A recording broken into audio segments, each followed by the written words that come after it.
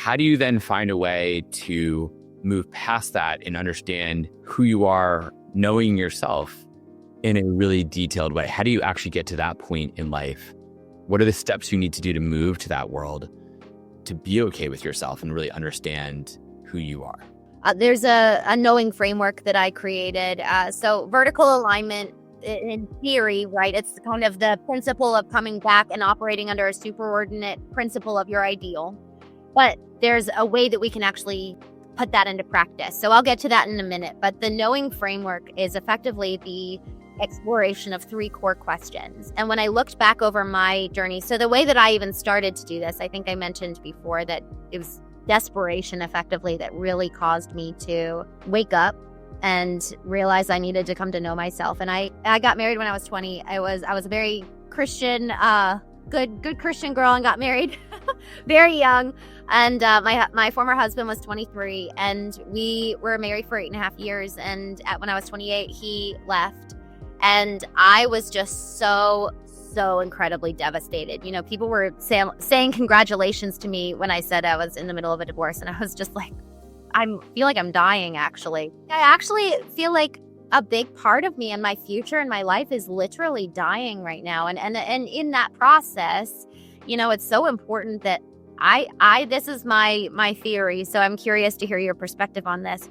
I think every single one of us needs to, on an ongoing basis, depending on the span of time between this, but I think every one of us needs to go through a death and rebirth on a semi-frequent basis. You know, there's dead wood. It needs to go. And that whole death process was so incredibly painful. And what that forced me to do was either I could live as a victim the rest of my life and say, oh, look what happened, my husband left. Or I could look in the mirror and say, what is every little piece that I did to contribute to this marriage failing? Like, what possibly could I do? And in that desire to truly know, like, how in the hell did this happen?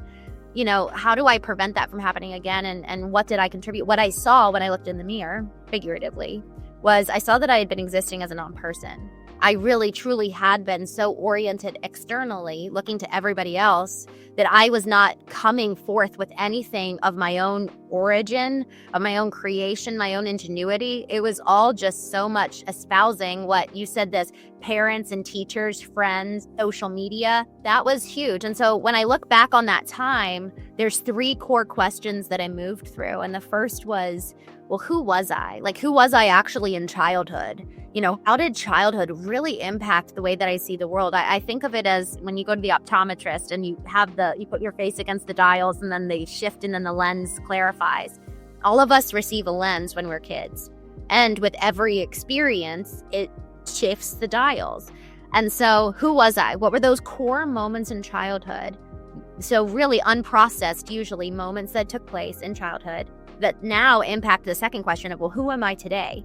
How did those moments show up and manifest today in mindsets and core beliefs that I engage with the world? And then the third question was, okay, well, who do I want to be? If I actually were to take charge and create a new ideal, a new target, what would that be? Who do I actually want to be? What do I want to do?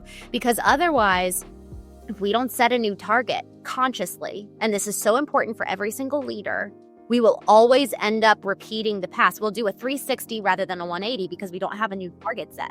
So if we want to grow from 5 million to 50 million, we're going to have to, I had Danny Kerr on my podcast a couple weeks ago, and he built this empire for trades.